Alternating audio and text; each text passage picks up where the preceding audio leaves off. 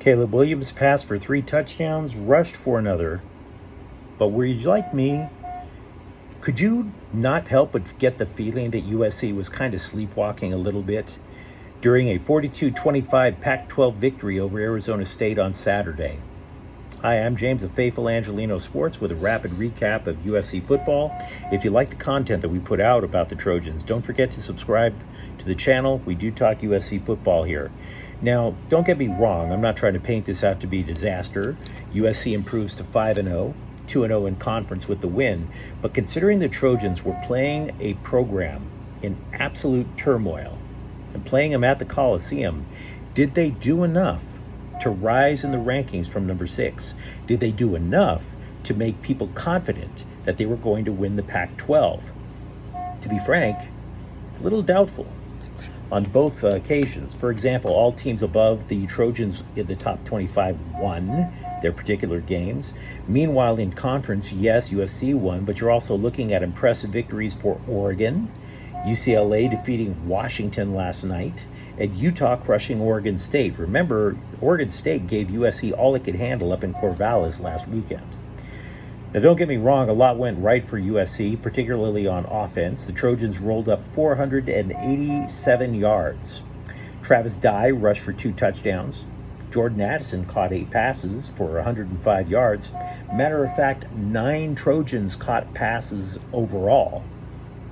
But if you've watched USC all year, particularly paying attention to its defense, the defense is predicated on creating turnovers and tackles for loss. Now, the Trojans didn't even create a turnover until the final minute when Kalen Bullock picked off a pass in the last minute. It was garbage time. They were playing prevent.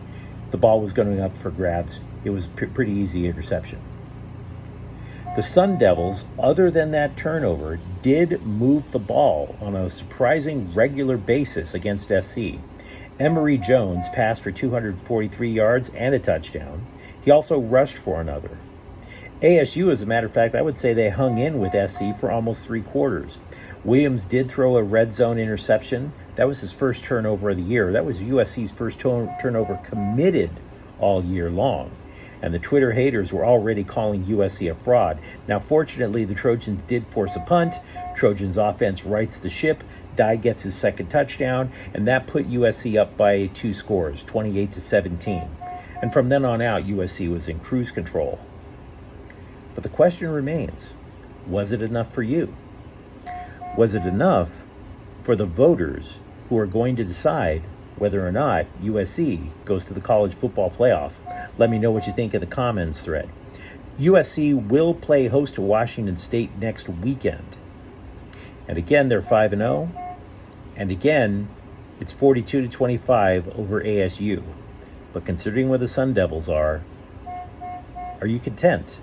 Now, if you enjoyed this content, don't forget to subscribe to Faithful Angelinos. We do talk USC football here. Thank you for watching. I'm James. We'll be back tomorrow. Faithful Angelinos is a Kian Corta El Queso production. Take care.